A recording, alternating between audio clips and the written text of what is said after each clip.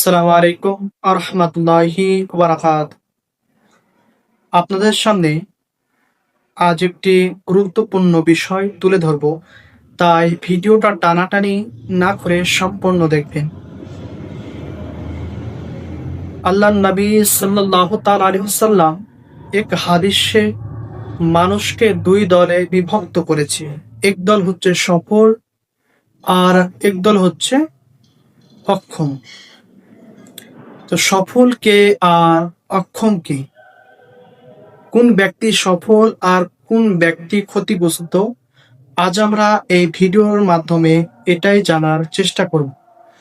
তাই ভিডিওটা কাট না করে দিয়ে সম্পূর্ণ দেখবে।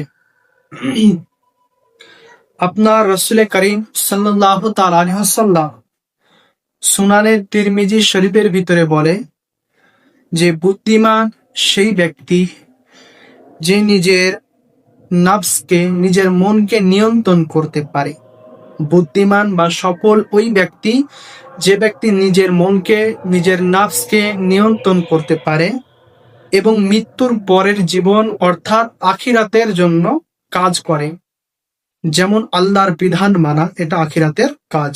কোরআন পড়া, আল্লাহ রসুলকে অনুসরণ করা, এক কথায় ইসলামের যত নীতি বলি আছে এগুলোকে অনুসরণ করাই হচ্ছে আল্লাহকে মানা, অর্থাৎ আখিরাতের জন্য কাজ করা।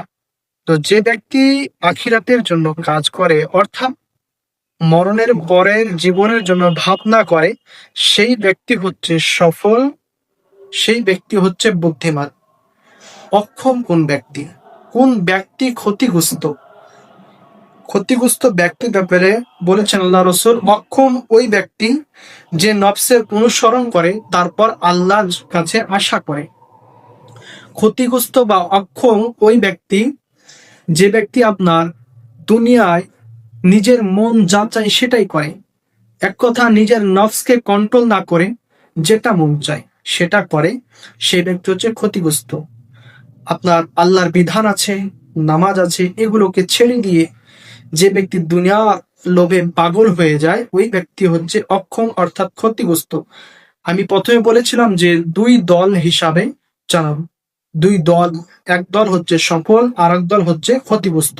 তো সফল কোন ব্যক্তি আপনারা বুঝতে পেরেছেন, এবং ক্ষতিগ্রস্ত ওই ব্যক্তি যে ব্যক্তি আপনার আল্লাহর বিধানকে না মেনে, আল্লাহর কোরআন মতে নিজেকে পরিচালিত না করে নিজের মনের মতো নিজেকে পরিচালিত করা, ওই ব্যক্তি হচ্ছে সব থেকে ক্ষতিগ্রস্ত ব্যক্তি। আজকের ভিডিও এই পর্যন্ত, দেখা হবে আবার পরবর্তী অন্য কোনো ভিডিওতে।